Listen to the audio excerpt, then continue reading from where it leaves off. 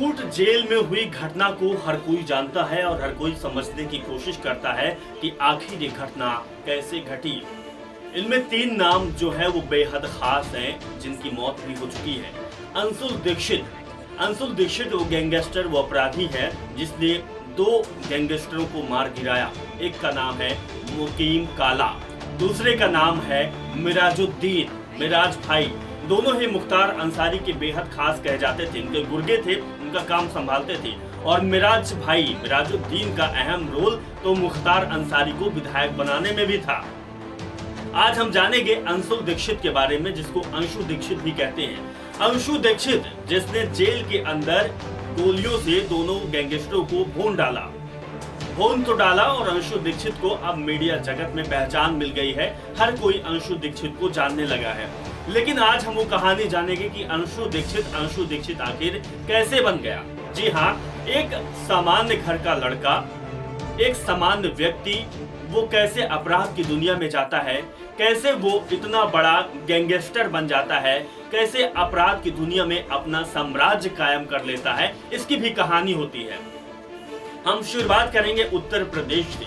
आप जब भी उत्तर प्रदेश का नाम सुनते हैं और आपके जहन में जब भी उत्तर प्रदेश का नाम आता है तो आप ये जरूर सोचते हैं कि उत्तर प्रदेश यानी बाहुबलियों का प्रदेश, उत्तर प्रदेश यानी गैंगस्टरों का प्रदेश, उत्तर प्रदेश यानी अपराध का प्रदेश, उत्तर प्रदेश यानी उन नेताओं का प्रदेश जिनके आगे किसी की नहीं चलते, जिनके आगे प्रशासन, जिनके आगे शासन और जिनके आगे हुकूमत, कानून हर कोई माथे टेक देती है, वो है उत्तर प्रदेश।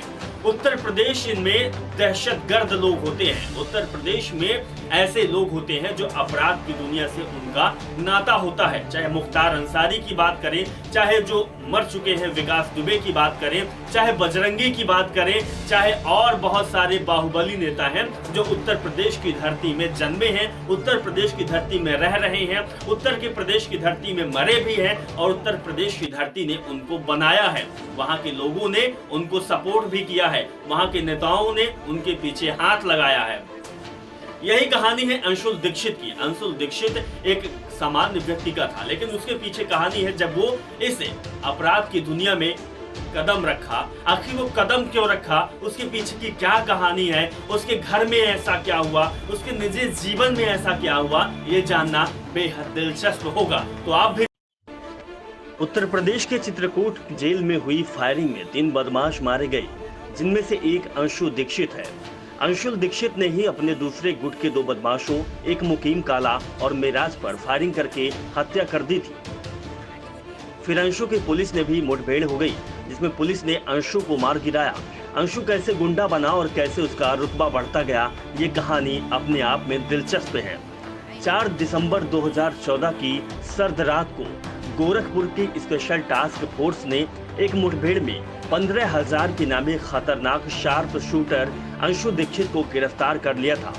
अंशु के पास से एक 9 mm पिस्टल, कट्टा, कारतूस, मोबाइल और फर्जी पहचान पत्र बरामद हुए थे। अंशु पर भोपाल रेंज के डीआईजी ने 10,000 और डीआईजी जीआरपी लखनऊ ने 5,000 रुपए का इनाम घोषित कर रखा था। पुलिस की गिरफ्त में आए अंशु ने कई बड़ी वारदातों को अंजाम दे चुका था। अंशु की घेराबंदी करने के लिए स्पेशल टास्क फोर्स के एडिशनल एसपी एस आनंद और तत्कालीन additional SP doctor Arvind Chaturvedi ने जबरदस्त प्लानिंग की। इस काम को अंजाम देने के लिए डिप्टी एसपी विकास त्रिपाठी को लगाया गया था। यूपी एसटीएफ के उपाध्यक्ष विकास त्रिपाठी के नेतृत्व में टीम को इस शार्प शूटर के गोरखनाथ थाना क्षेत्र में होने की सूचना मिली। सूचना पर एसटीएफ की टीम सक्रिय हुई और कुछ देर बाद ही इनका आमना सामना हो गया। पुलिस को देखते ही अंशु फायर कर भागने लगा था, लेकिन पुलिस की टीम ने उसे दबोच लिया। अंशु पर आपराधिक सफर सीतापुर जिले के मानकपुर से शुरू हुआ। कुलरा वनी निवासी अंशु दीक्षित लखनऊ विश्वविद्यालय में दाखिला लेने के बाद अपराधियों के संपर्क में आया।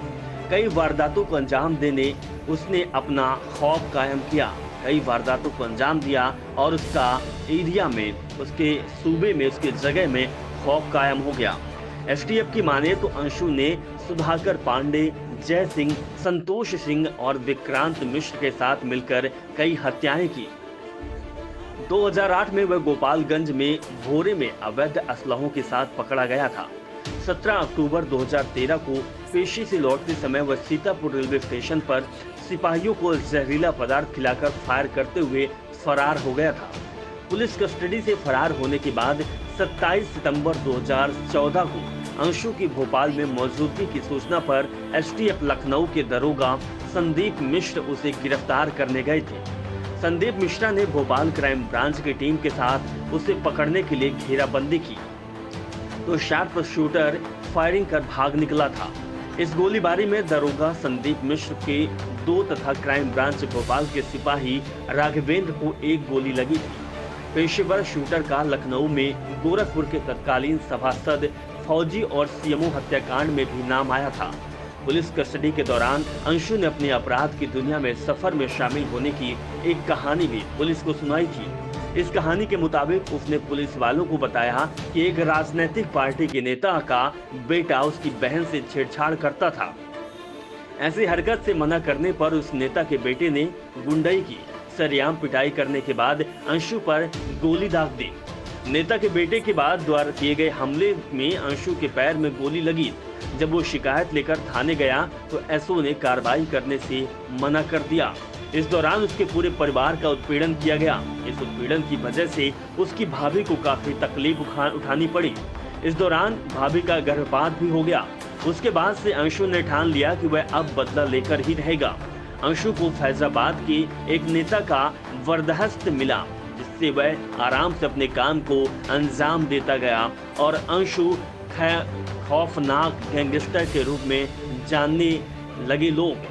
अब अंशु का अंत हो चुका है, लेकिन अंशु की कहानी किस मोड़ पर आई है और अंशुल दीक्षित कैसे अंशु डॉन बन गया, इसकी कहानी यही है कि उसके परिवार वालों को लोग परेशान करते थे और परेशानी की वजह से अंशु ने यह कदम उठाया था। अंशुल दीक्षित की कहानी किसी बॉलीवुड कहानी से कम नहीं है। बहुत सारे हमने बॉलीवुड मूवी देखी है, बहुत सारे हमने क्राइम शो देखा है।